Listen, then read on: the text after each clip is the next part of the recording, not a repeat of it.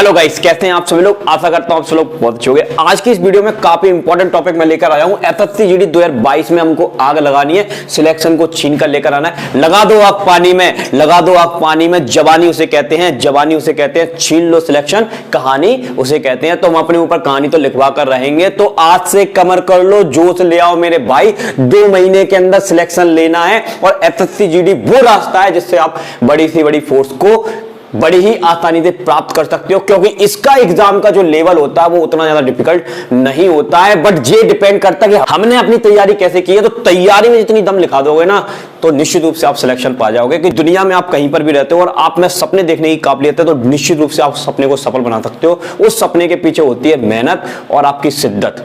बस ये 2 चीजें आप कर लोगे ना तो डेफिनेटली आपको सिलेक्शन मिलने वाला। यदि सूरज की चमक को पाना है, यदि सूरज की चमक को पाना है तो तपन को सहन करना पड़ेगा, तपन को सहन करना पड़ेगा। और यदि कामयाबी पानी है तो मेहनत करनी पड़ेगी। तो दुनिया में कोई भी सिलेक्शन हो, कोई भी काम हो, उसके लिए मेहनत तो लगती है। और एक बड़ी बात जो हमेशा मैं कहता हूं कि दुनिया में ऐसी कोई चीज नहीं है, कोई ताकत नहीं है जिसको आदमी हासिल ना कर सके। अरे ये एसएससी का एग्जाम है, ये क्या उखाड़ लेंगे हमारा, अगर हमारी ताकत और मेहनत में कमी ना हो तो बस मेहनत आपको अच्छे से करनी है। तो मेहनत के लिए जो ऐसे मैंने आपको बोला, एक तरह से आपके अंदर मोटिवेशन आ गया। बट मोटिवेशन के साथ साथ मेहनत भी बहुत जरूरी है और सटीकता भी बहुत जरूरी है। सटीकता और दृढ़ निश्चय के साथ आज हम प्लानिंग को समझेंगे कि एसएससी जीडी के एग्जाम को कैसे हम प्राप्त कर सकते हैं और कैसे उसको उड़ा सकते हैं। तो एक बेस्ट प्लानिंग की आवश्यकता होती है और वो आज मैं आपको इस वीडियो के माध्यम से बताऊंगा। और साथ ही इस वीडियो के अंत तक जुड़े रहना। और इस प्लानिंग को यदि आपने फॉलो कर लिया ना तो डेफिनेटली आप बहुत अच्छे नंबर के साथ सिलेक्शन ले सकते हो। और जो मन में जो फोर्स है आपकी, जिस फोर्स के प्रति आपकी रुचि है, आप उस फोर्स को भी प्राप्त कर सकते हो। ठीक है, तो बेस्ट प्लानिंग हम आज इस वीडियो के माध्यम से समझेंगे। एक और चीज मैं आपको बता दूं, इस प्लानिंग के बावजूद भी आप लोगों के साथ मैं खड़ा रहूंगा एग्जाम सेंटर पर एनालिसिस के लिए। अगर आप लोगों ने देखा था, लाखों लोगों ने हमारी वीडियो देखी थी जब हमने आरआरबी ग्रुप डी के एग्जाम का एनालिसिस किया था और बहुत ज्यादा हेल्प मिली थी। और हमारे एनालिसिस के बेसिस पर, जो कि लाइव एनालिसिस रहता है, जिसके बेसिस पर बहुत सारे अभ्यर्थियों ने अच्छे मार्क्स भी हासिल किए थे। तो अगर आप अच्छे मार्क्स हासिल करने चाहते हैं, सटीक एनालिसिस लेना चाहते हो, तो अभी इस चैनल को सब्सक्राइब कर लेना। और क्या क्या फैसिलिटी मैं आपको इस चैनल के माध्यम देने वाला हूं वो सारी आपको मैं बताऊंगा, अंत तक जुड़े रहिएगा। ठीक, आइए तो स्टार्ट करते हैं एसएससी जीडी 2022 और 2023 में कैसे हम सफलता प्राप्त कर सकते हैं। तो आइए दोस्तों, सबसे पहले हम जानते हैं कि एग्जाम का जो पैटर्न था पिछली साल के कंपैरिजन में इस बार क्या बदलाव किया है एसएससी ने। तो देखिए, सबसे पहले हम बात करें सिलेबस की। तो सिलेबस में आपका रीजनिंग, जिसके 20 क्वेश्चंस आएंगे, जो पहले 25 आया करते थे अब हो गए 20। तो 20 क्वेश्चंस आएंगे और हर प्रश्न 2 नंबर का है आपका। हर प्रश्न कितने नंबर का है? 2 नंबर का है। तो 20 क्वेश्चंस आएंगे तो आपके कितने मार्क्स बनेंगे? 40 नंबर बनेंगे। एलिमेंट्री मैथ, जिसमें एडवांस मैथ का कोई रोल नहीं है, 3D 2D ये आपको करना पड़ेगा। तो एलिमेंट्री मैथ में भी 20 क्वेश्चंस आएंगे, इसके भी आपके कितने नंबर बनेंगे? 40 नंबर बनेंगे। जीके जीएस में भी 20 क्वेश्चंस आएंगे आपके, इसमें भी आपके कितने नंबर बनेंगे? 40 नंबर बनेंगे। हिंदी या इंग्लिश में से कोई एक चॉइस करना होता है। जिसकी इंग्लिश बहुत अच्छी है तो वो इंग्लिश को चॉइस करेंगे, इसकी हिंदी बहुत अच्छी है तो वो हिंदी को ही चॉइस करेंगे। जहां तक मैं कहूं तो मेरे मानने तो आप हिंदी लीजिएगा। ठीक है, तो 20 क्वेश्चंस आएंगे, इसके 40 नंबर होंगे। तो कुल मिला के आपका 160 नंबर का पेपर हो रहा है और इसमें से 120 प्लस हमको लेकर आना है अगर हमको अच्छी फोर्स चाहिए तो। सिलेक्शन लेना है तो 120 प्लस का स्कोर हमको लेकर ही चलना पड़ेगा। ठीक है, चलिए। और अगली चीज मैं आपको बता दूं यहां पर कि जो टाइम है ना, वो आपका जो 1.5 घंटे का पेपर होता था ना, इन सब चेंजेस के बेसिस पे अब वो टाइम 1 घंटा हो गया। आप सोच लो, 1 घंटा फुर में उड़ जाता है। भाई बहुत अच्छी तैयारी करनी पड़ेगी अगर सिलेक्शन लेना है तो। अगर सिलेक्शन लेना है तो बहुत अच्छी तैयारी करनी पड़ेगी, अच्छी प्रैक्टिस करनी पड़ेगी और अच्छी प्लानिंग चाहिए। वो मैं आपको इस वीडियो में बताने वाला हूं। ठीक है, और नेगेटिव मार्किंग जो पहले 0.25 की होती थी वो कितनी हो गई? हाफ हो गई, 0.5 की हो गई। ठीक है, इतनी बात आपको पता होगी। चलिए अब आगे बढ़ते हैं। प्लानिंग क्या है सुन लो मेरे भाई। सबसे पहले तो कोई भी एग्जाम को फाइट करने के लिए आपको एक प्लानिंग की आवश्यकता होती है कि वो एग्जाम कब होने वाला है और हमको किस तरह से उसकी प्रिपरेशन करनी है। तो हम यहाँ पर आपको पता है जनवरी में आपका एग्जाम होना है। तो प्रिपरेशन टाइम ड्यूरेशन मैंने 60 डेज का लिया, 2 मंथ का लिया। कितने मंथ का लिया? 2 मंथ का, जिसमें पर डे आपको स्टडी करना है। पर डे अगर आपको स्टडी करना, आप यदि शुरुआत से स्टडी कर रहे हो या आप पहले से भी इन सब चीजों के बारे में स्टडी कर चुके हो तो आपको टाइम मैनेजमेंट करना भी बहुत जरूरी है कि आप पर डे कितना स्टडी करते हो। तो मैंने यहाँ पर टाइम लिया है 6 आवर पर डे।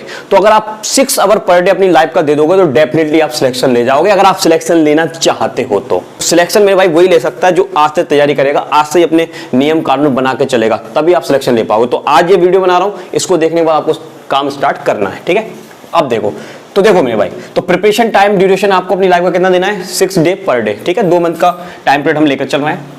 जो बिल्कुल शुरुआत से स्टूडेंट कर रहे हैं, जो बिगिनर स्टूडेंट है, जो बिल्कुल शुरुआत से स्टार्ट कर रहे हैं, तो उनके लिए कम से कम 8 घंटे उनको स्टडी करनी है पर डे।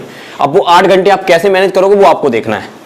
दूसरा, और जो अदर स्टूडेंट है जो पहले से ही स्टडी कर चुके हैं, उनके वैसे ही पहले से ही कंसेप्ट क्लियर है, उनके लिए 6 आवर है, ठीक है। लेकिन मिनिमम स्टूडेंट अगर आप वो 6 आवर भी देगा तो डेफिनेटली उसका काम बनेगा। आइए अब अगली हम चीज बात करते हैं, डेली प्लानिंग। हमारी एवरीडे क्या प्लानिंग होनी चाहिए जिसके बेसिस पे हम सिलेक्शन ले सके। तो यहां पर हमने 6 आवर को डिवाइड किया हुआ है 4 आवर में और 2 आवर में। 6 आवर में देखिए 4 आवर जो है ना वो उसमें हम रखेंगे सेल्फ स्टडी। किसी भी एग्जाम को फाइट करने के लिए सेल्फ स्टडी बहुत जरूरी होती है, और कॉम्पिटिटिव एग्जाम में जितनी अच्छी आप सेल्फ स्टडी करोगे उतना ज्यादा आप सफलता प्राप्त कर पाओगे, ठीक है। और दूसरा रहेगा 2 घंटे आपकी ऑनलाइन लेक्चर्स वगैरह होंगे या ऑफलाइन लेक्चर्स वगैरह होंगे जो आपको कोचिंग के माध्यम से या ऑनलाइन प्लेटफॉर्म के माध्यम से लेना है, और ये आपको कब तक करना है, 60 डेज तक करना है, तभी आप सिलेक्शन ले पाओगे। तो ये डेली प्लानिंग हो गई और टाइम डिसाइड हो गया कि इतने घंटे हम पढ़ने वाले हैं, 6 घंटे या फिर 8 घंटे, उसी के हिसाब से आप इसका टाइम का मैनेजमेंट कर सकते हैं, ठीक है मेरे भाई। ओके, अब मैं आपको बताता हूं कि एग्जाम का लेवल, जीडी का एग्जाम का लेवल कैसा आता है। वैसे तो एनालिसिस करेंगे तब तो और सटीक आपको बताएंगे लाइव जुड़कर, तो लाइव जुड़े रहना मेरे साथ, ठीक है ना, हमेशा। तो एग्जाम लेवल जो रहता है वो मोस्ट ऑफली इजी ही आता है, और इजी इसलिए आता है क्योंकि जिनकी प्रिपरेशन अच्छी होती है ना उनको इजी ही लगता है वो, ठीक है, इजी ही लगता है। तो 30% एग्जाम का लेवल कैसा रहता है, इजी रहता है।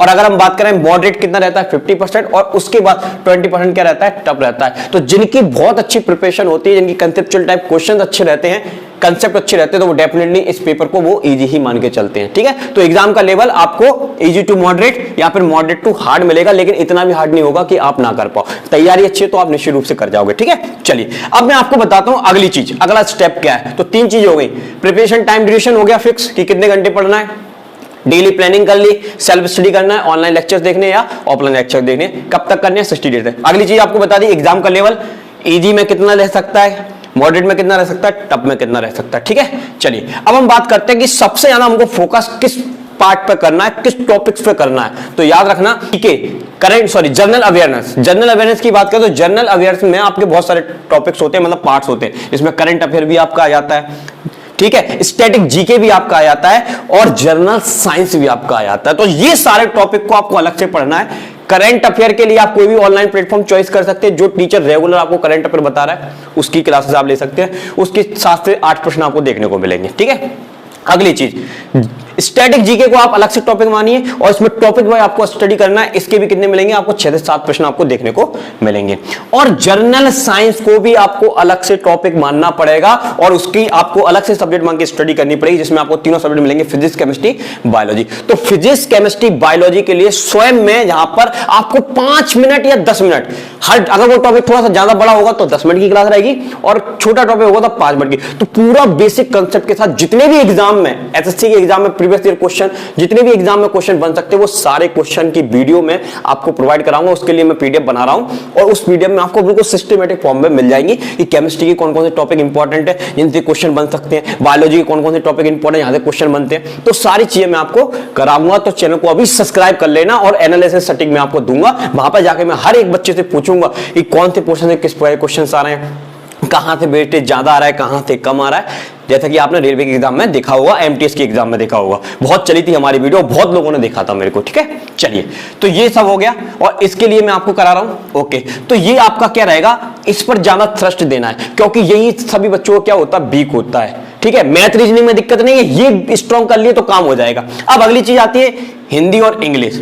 तो देखो, अगर यहां से 20 नंबर पक्के हो गए तो यहां पर हिंदी इंग्लिश लिए है, तो जो इंग्लिश वही ले जिनका स्ट्रॉन्ग है इंग्लिश। अदरवाइज आप हिंदी पे काम करें, हिंदी को पढ़ना क्या होता है, आसान होता है। अब हिंदी की क्लासेस आप ऑनलाइन भी ले सकते हैं, ऑफलाइन भी, ये आप पर डिपेंड करेगा कि आप किस प्लेटफॉर्म से पढ़ रहे हैं, ठीक है। चलिए अब मैं आपको बताता हूं मैथ रीजनिंग। इनमें आपको दिमाग लगाना ही नहीं है भैया, ये रोज लगाते रहे हो, हर एग्जाम में आता है ये तो। और मैथ रीजनिंग आपकी प्रैक्टिस है, और अर्थमेटिक आना है, थोड़ा बहुत एडवांस रहेगा, कहीं से कोई दिक्कत नहीं आएगी, ठीक है। तो मैथ रीजनिंग तो आप आराम से उड़ा जाओगे, ठीक है। चलिए, तो मैथ रीजनिंग की टेंशन यहां पर नहीं है, टेंशन किसकी है, इन दोनों की। ये दोनों पक्के हो गए तो 40 क्वेश्चन अपने तैयार हो गए। 40 क्वेश्चन क्या हो गए, तैयार, मतलब 80 नंबर का डाटा अपने पास क्लियर हो चुका है, ठीक है।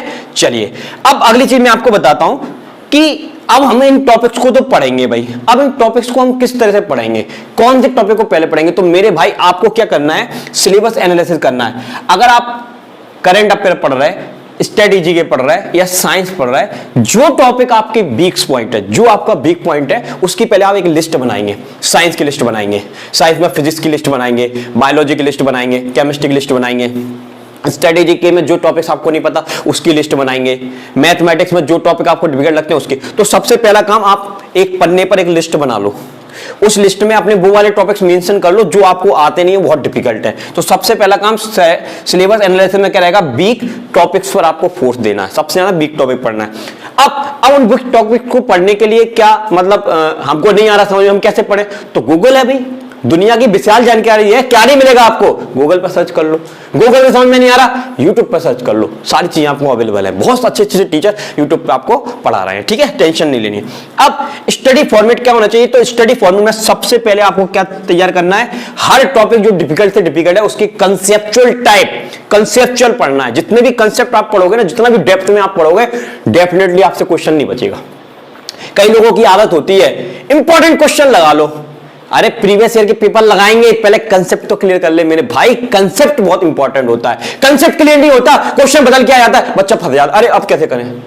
तो भाई इस एग्जाम में तो अब वही सिलेक्शन ले पाएगा, क्योंकि 1 घंटे का पेपर है, जिसकी तैयारी अच्छी है, कंसेप्ट अच्छे हैं, डेफिनेटली सिलेक्शन ले जाएगा। वैकेंसी चाहे 24,000 बनी रहे, चाहे 25,000 बनी रहे, चाहे बाद में बढ़ जाए, ठीक है, कितनी भी वैकेंसी हो, तैयारी अच्छी है, सिलेक्शन ले जाओगे आप, ठीक है। तो सबसे पहले क्या है, स्टडी फॉर्मेट में कंसेप्चुअल आपको पढ़ना है, कंसेप्ट आपको क्लियर करना है। फिर हार्ड कोड में आपका प्रीवियस ईयर के पेपर्स टॉपिक्स वाइज आप लगानी है, टॉपिक्स वाइज लगाइए, ठीक है, मैथ, रीजनिंग, ठीक है, हिंदी जो भी, और मॉक टेस्ट रेगुलर देने। उसके बाद जो भी आपने काम किया है उसका आपको क्या करना है, रेगुलर रिवीजन करना है।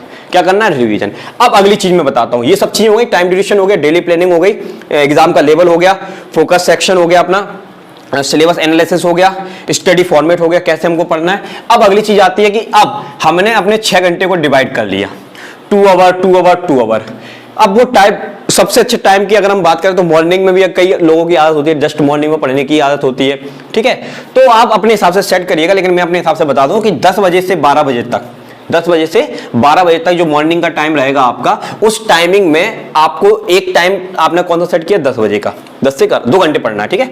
और एक टाइम आपने सेट किया 3 बजे का, खाना पीना भी तो खाओगे ना बीच में, तो खाना पीना खाओगे, रिलैक्स कर लोगे, 3 बजे का। और एक टाइम मैंने चॉइस कर लिया 8 बजे का। तो इन सब में आपको 2-2 घंटे क्या करना है, पढ़ना है। अब सुन लो, अब ये जो आप 2 घंटे दे रहे हो, क्या कर रहे हो, ये 2 घंटे आप दे रहे हो, तो 2 घंटे में पहले आप क्या करोगे, ऑनलाइन क्लासेस ले लो, ठीक है। ऑनलाइन क्लासेस उन टॉपिक्स की लेनी है जो टॉपिक आपके वीक्स हैं, या जिस मतलब आप शुरुआत से स्टार्ट कर रहे हो, तो आपको ऑनलाइन क्लासेस की जरूरत तो पड़ेगी, या ऑफलाइन ट्यूशन की जरूरत पड़ेगी। बिना ट्यूशन या ऑनलाइन प्लेटफॉर्म के तो आप सिलेक्शन नहीं ले पाओगे, क्योंकि वो बहुत जरूरी है, आपको बेसिक तो पता होना चाहिए, तो वो क्लासेस के माध्यम से आपको पता चलेगा। तो 2 घंटे आपने क्लासेस में लगाए।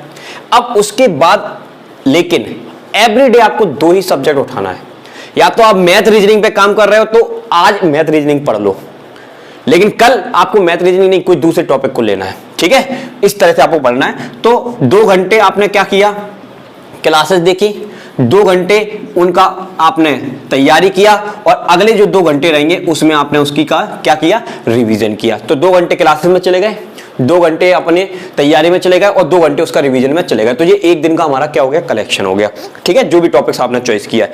और इसी टाइम टेबल के बेसिस पर आप रेगुलरिटी देते रहिए, डेफिनेटली आपके जितने भी टॉपिक्स होंगे बहुत तगड़ी तरीके से क्या हो जाएंगे, तैयार हो जाएंगे। और ये स्टडी का फॉर्मेट है जिसमें आपको बताया गया है कैसे पढ़ना है। कंसेप्चुअल पहले पढ़ना है, फिर प्रीवियस क्वेश्चंस लगाने टॉपिक वाइज, लेकिन टॉपिक वाइज तब लगाओगे ना जब आपके कंसेप्ट क्लियर होंगे। तो हर एक चीज का क्या करना है, कंसेप्ट। तो ये मैंने पूरा आपको एसएससी जीडी का एक टारगेट सेटअप बता दिया टाइम टेबल के साथ कि आपको कैसे प्रिपरेशन करनी है। तो अगर आप इसको फॉलो करते हैं डेफिनेटली आप सिलेक्शन ले जाओगे, कोई आपको नहीं रोक सकता। अगर ये वीडियो पसंद आई तो वीडियो को लाइक जरूर करके जाना, और चैनल पर नहीं हो तो चैनल को सब्सक्राइब करके जाना, क्योंकि यहां से एनालिसिस भी दूंगा, साथ में इनकी क्लासेस भी मैं आपको प्रोवाइड कराऊंगा हर एक इंपॉर्टेंट टॉपिक के लिए। आज के लिए इतना ही। जय हिंद, जय भारत।